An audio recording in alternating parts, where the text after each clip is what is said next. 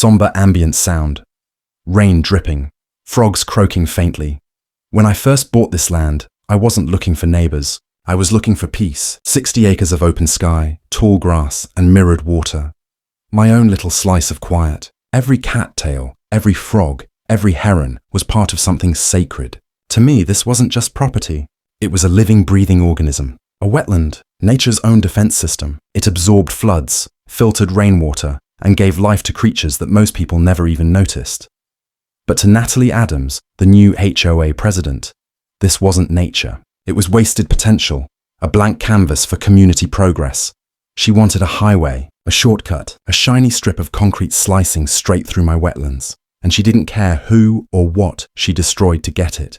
The first time I met Natalie, she smiled like she owned the place. Bright blazer, manicured nails, that politician's grin that never reached her eyes. She called me neighbor like it was a title she could revoke. "Thomas," she said, "you've got such a beautiful piece of land back there. Imagine how much better it'd be with an access road. It'll connect the community, increase property values, make things safer for everyone." I told her the truth. This land isn't for sale, and it's not for paving. It's a federally protected wetland. You touch it, you break the law. She just laughed. "Oh, come on," she said. "It's just soggy ground." To her, this wasn't a warning. It was a challenge. A week later, the first letter came. A notice from the HOA claiming my vegetation exceeded acceptable height limits. Then another. Standing water poses a mosquito hazard. Then another. Failure to maintain community appearance. It would have been funny if it wasn't my home. Natalie wasn't enforcing rules. She was building a case. Piece by piece, letter by letter, she was trying to frame my wetlands as a problem. I sent her documentation, maps, surveys, federal protections, Army Corps certifications. All ignored. Then came the meeting. Folding chairs, coffee urns, a room full of polite faces who didn't know any better. Natalie stood there like she was unveiling the next great public project. A PowerPoint glowing behind her. Willow Bend Community Connector Road. She talked about safety, progress, how the underused swamp behind my property could finally serve the neighborhood. I stood and spoke my piece. That underused swamp is the reason your basements don't flood every spring. It's a natural floodplain. You build there. You're damming nature itself. She smiled sweetly. "Thomas, don't make this personal. It's for everyone's benefit." Then she raised her hand and called for a vote. The crowd, her crowd, voted yes. Just like that, my sanctuary became their construction site. 2 weeks later, the trucks came. Surveyors, orange stakes, flags marking destruction. My heart sank watching strangers hammering stakes into ground my father had walked with me as a boy. Old Bill, my neighbor, trudged over with his cane. "Tom," he said, "you better take pictures. This looks serious." So I did. Photos, videos, GPS coordinates. I logged everything because I knew how this would end. When you fight arrogance with logic, you don't win by shouting. You win by documenting.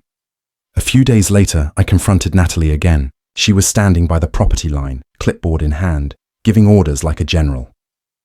"Get those markers off my land," I said. She turned to me, calm as ever. "Thomas, you really should stop fighting this. It's already approved." "Approved by who?" "The HOA board," she said. "And soon, the county." "You mean your husband's construction company?" I snapped. Her smile thinned. "You can make this easy or you can make it legal," she said. "Either way, the road's happening." That's when I realized something. This wasn't about progress. It was about power. That night, I stayed up filing formal complaints. One to the county, one to the state, one to the federal level. I didn't know if they'd act in time, but I had to try. I wasn't just fighting for land, I was fighting for balance. For the idea that nature has rights too.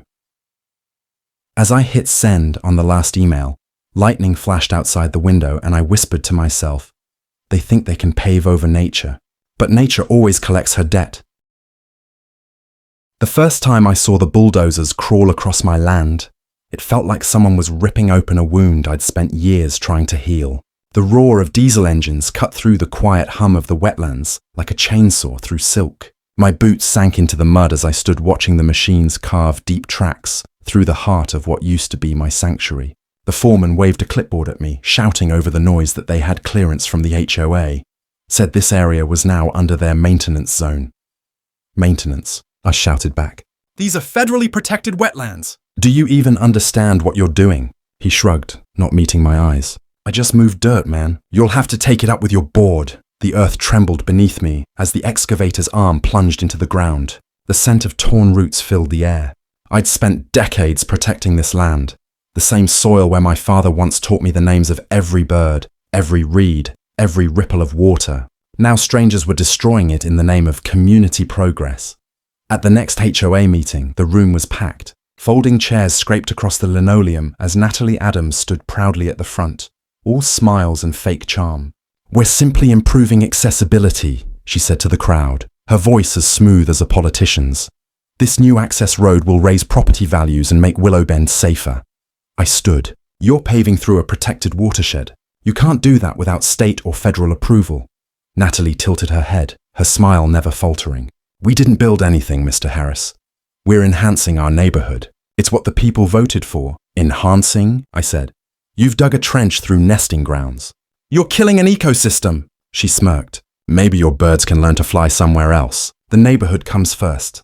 "No," I said, voice shaking. "The law comes first." The murmurs around the room grew uneasy, but Natalie thrived on it. "Then sue us," she said simply. "But I'd warn you, lawyers get expensive." That night, I sat at my desk surrounded by maps and papers, the storm outside rattling the windows. I dug through county archives, zoning documents, satellite records, anything that could prove she'd crossed the line. And then I found it, right there in black and white. The HOA had filed falsified blueprints, shifting property boundaries and renaming my wetlands as Community Greenbelt. On paper, they'd erased me. I printed everything, every file, every record. My binder grew thick with evidence labelled HOA fraud, evidence. They'd built their road on lies, and I'd make sure those lies were the first thing to collapse. A few days later, Natalie showed up in my driveway in her pristine white SUV, stepping out with a bright umbrella and a voice that dripped honey. "Thomas, you're making this so difficult," she said. "You really want to drag your neighbours through court over a patch of mud?" I stared at her. "That patch of mud filters your drinking water. It's the reason your basement doesn't flood every spring." Her smile faded, replaced by that icy tone she saved for threats. "You think the city cares about one angry man and his swamp? You'll lose, Thomas. And when you do, we'll take the land by eminent domain." She turned, heels clicking against the wet gravel, and I just stood there in the rain, watching the woman who'd declared war on nature. Weeks passed. They didn't stop construction. Instead, they expanded it. The wetlands, my wetlands, were stripped bare. The soft earth replaced with layers of gravel and asphalt. I watched it happen from my porch every day, helpless. Every bucket of dirt they dumped made the ground weaker. Every slab of concrete blocked the natural flow of water. They were building a disaster one load at a time. When I called the city engineer's office, they gave me the same bureaucratic runaround. "Mr. Harris," the woman said over the phone, "according to the records, that area now falls under HOA jurisdiction." "That's fraudulent paperwork," I snapped. "You can't just redraw protected land because a board says so." She sighed, already tired of me. "You can file a complaint, but investigations take months."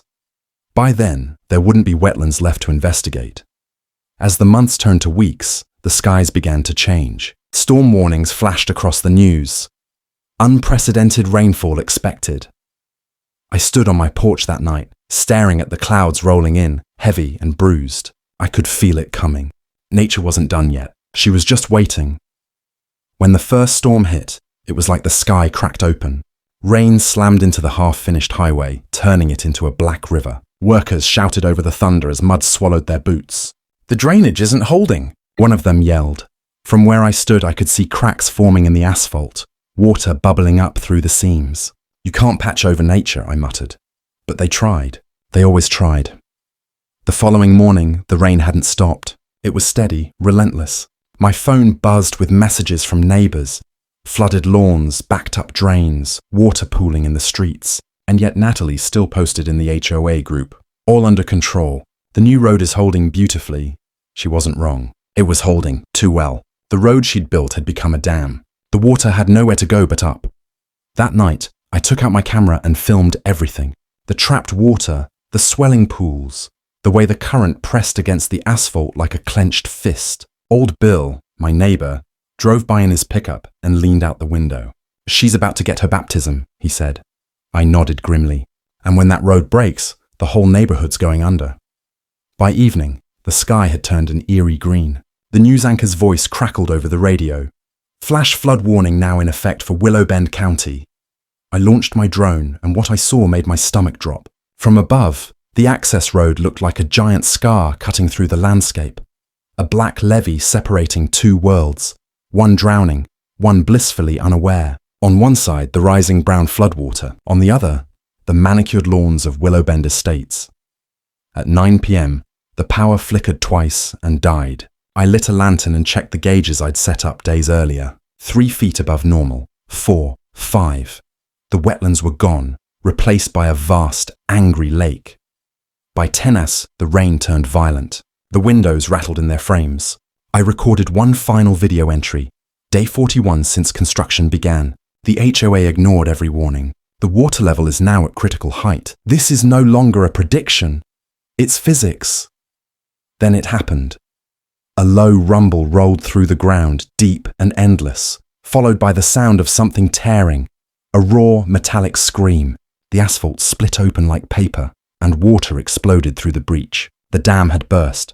A wall of brown water thundered down the slope, swallowing the road, the sidewalks, the cars. The streetlights flickered once and vanished under the flood. I heard screams, alarms, the grinding of metal, then silence. Through the storm, I saw a white SUV spinning helplessly in the current. Natalie's SUV. She'd always said she wasn't afraid of water. I wondered if she was afraid now. By midnight, Willow Bend was gone. The clubhouse, the brand new road, the perfect lawns, all washed away. My own home, built on slightly higher ground, stood like an island amid the chaos. Nature didn't roar in triumph. She simply reclaimed what was hers. When dawn came, the silence was worse than the storm. The neighborhood had become a shallow, endless lake. Street signs jutted out of the water like gravestones. Cars floated in driveways. The community highway Natalie had been so proud of was nothing but a broken scar under the flood. Days later, city investigators arrived, boots splashing through the mud, clipboards in hand. Natalie stood nearby, soaked and shivering, her perfect smile gone. "Ms. Adams," one of them said, "you're being investigated for illegal development, falsifying land documents and environmental negligence. You'll be held liable for the damage." She didn't answer. She just stared at the ruins, the place she'd once called progress. And me, I just watched. For the first time, she had nothing to say. Now, when I sit on my porch, the wetlands are slowly coming back. The cranes have returned. The frogs sing again. Nature doesn't hold grudges. She just resets the balance. You can't buy her, bribe her, or bury her under concrete. Sooner or later, she'll remind you who's really in charge. They built a highway through my home, and nature built one through theirs. The flood had come and gone, but the silence it left behind was haunting. Days turned into weeks, and the once bustling Willow Bend neighborhood looked like a ghost town. The polished mailboxes were rusted. The lawns that once competed for Yard of the Month were buried under layers of silt and broken debris. The birds had returned before the people did. Every morning, I'd sit on my porch with a cup of black coffee and watch herons stalk through the shallow pools where asphalt used to be. Nature was healing herself faster than anyone could have imagined. But the humans, they weren't so lucky. When the state emergency crews arrived, they couldn't believe what they saw. "This was all HOA property," one official asked me as he scanned the wreckage with wide eyes. "You're telling me they built a road right through here, without a permit?" "Yes," I said quietly. "And I told them what would happen." He shook his head, scribbling notes. "You warned them?" "Dozens of times. I filed complaints, showed them maps. They laughed at me." He sighed and looked over at what was once the HOA clubhouse. Now, nothing more than splintered wood and a shattered sign that still faintly read, "Willow Bend Estates." That was when the investigations began. Federal, state, and environmental protection agencies all descended on the ruins. Drones hovered overhead, scanning the wreckage. Reporters parked their vans along the access road that had survived only halfway before dropping into the floodplain. Natalie Adams tried to hide at first. She claimed the HOA wasn't responsible, that it was a joint infrastructure project. But once the paperwork came out, her story collapsed faster than the road itself. The falsified blueprints I'd found in my files became Exhibit A. Satellite images, rainfall data, floodplain overlays, all of it laid out in front of the state prosecutor. They pieced together every lie, every bribe, every falsified meeting record. I sat through every hearing, every deposition, quietly taking notes. My hands still shook sometimes when I saw the photos. My wetlands carved apart, the brown torrent that had drowned everything. But I didn't speak much. I didn't have to. The evidence spoke louder than I ever could. Natalie arrived at court every day dressed like she was heading to a real estate seminar. Expensive blazer, pearls, that same smile she used to fool the entire HOA board. But behind her eyes I could see it, fear, the kind that doesn't fade with time. When the judge entered the courtroom, everyone stood. The room was filled with residents, homeowners, reporters, and even a few former HOA members who now claimed they'd had no idea. The prosecution started strong. They showed footage of the destroyed wetlands, the damage to surrounding homes, the falsified zoning forms. Every word, every image hit like a hammer. And then they played my video, the one I'd recorded the night before the flood. My voice echoed through the courtroom speakers. Day 41 since construction began. The HOA ignored every warning. The water level is now at critical height. This is no longer a prediction. It's physics. There was silence after it played. Even the air seemed to hold still. Natalie tried to defend herself. She claimed it was all a misunderstanding, that the county had miscommunicated the zoning lines, that she was just trying to improve the neighborhood. But the prosecutor didn't buy it. "Mrs. Adams," he said, leaning over the bench, "you authorized the construction. You filed fake documents, and you ignored multiple warnings about environmental risk. You didn't improve this community. You destroyed it." Her face turned pale. The jury deliberated for only 3 hours. When they returned, I could already tell from their expressions what the verdict was.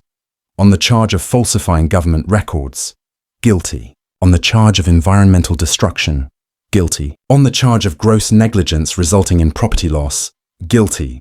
The judge nodded slowly. "Mrs. Adams, your actions caused millions in damages and endangered lives. You treated protected land as a playground for profit. You will serve 8 years in state prison and pay restitution to the residents affected." The courtroom erupted in whispers. Natalie sat frozen, eyes wide, tears streaking through her makeup. For once, she didn't have a speech prepared. Outside the courthouse, reporters swarmed. "Mr. Harris," one of them shouted, "how does it feel to see justice finally done?" I paused for a long moment before answering. "It's not about justice," I said quietly. "It's about balance. The land takes what it's owed, always." That night the rain came again, softer this time, almost gentle. It washed over the broken asphalt and the new seedlings pushing through the mud. I walked the edge of what used to be the access road and watched tiny green shoots sprouting in the cracks. Nature doesn't need apologies. She just needs time. Weeks passed, and the state declared the area protected once again. No construction, no HOA interference, no community projects. They even named it after my father, Harris Wetlands Reserve. The first time I saw the new sign, I couldn't help but smile. I thought that would be the end of it. But Willow Bend's former residents started returning, not to rebuild, but to help restore. People who once ignored me now carried shovels, planting trees, rebuilding boardwalks, cleaning debris. They looked tired, humbled, but grateful. One day, as I was repairing a wooden footbridge, a woman approached. It was Lisa, one of the homeowners who'd voted for the highway project years ago. She looked older now, her face lined with regret. "I came to say thank you," she said softly. "You tried to warn us. We didn't listen." I nodded. "You all wanted something shiny and new, I get it. Progress sounds nice until it costs everything." She looked out at the water, shimmering under the afternoon sun. "Do you think it'll ever look the same again?" "No," I said, "but maybe that's okay. Maybe it'll be better this time, if we treat it right." For the first time in years, I felt something close to peace. Months later, the news spread further than I ever expected. Environmental magazines, documentaries, even local schools came to visit the wetlands to learn what had happened. Not as a story of disaster, but as a story of redemption. One documentary crew asked me to speak on camera. I hesitated at first, I was no hero. But when they pointed the camera toward me and asked what I'd learned, I told them the truth. "People think owning land means controlling it," I said. "But you can't own nature, you can only borrow it, and if you forget that, she'll remind you." Behind me, The wetlands shimmered with life, reeds swaying, birds gliding low over the water, frogs croaking in the distance. You could almost forget that months ago it had all been underwater. The HOA was gone, the board dissolved. The homes that survived were bought by people who actually cared about the land, not just their property values. And me, I stayed. I rebuilt my cabin, planted more trees, and left the asphalt where it broke. A reminder that arrogance has a price. Sometimes, late at night when the wind rustles through the cattails, I think of my father. I can almost hear his voice. The land remembers, son. It always remembers. And I smile, because now I know he was right. A year later, I received a letter from the state's Department of Environmental Restoration. They were turning the Harris Wetlands into a research site, officially protected under federal law. The irony hit me like a wave. The same patch of earth the HOA had once called useless swamp was now one of the most valuable ecosystems in the county. As I stood there, holding that letter, a quiet laugh escaped my chest. Justice didn't just come through the courts. It came through time, patience, and the stubborn endurance of nature. The land had forgiven us. Slowly, reluctantly, but completely. I walked down to the edge of the water and let my hand skim across its surface. It was cool, alive, and calm. In its reflection, I saw a world that had learned something. Maybe not enough, but something. And that was enough for me, because in the end, the HOA didn't destroy my home. They just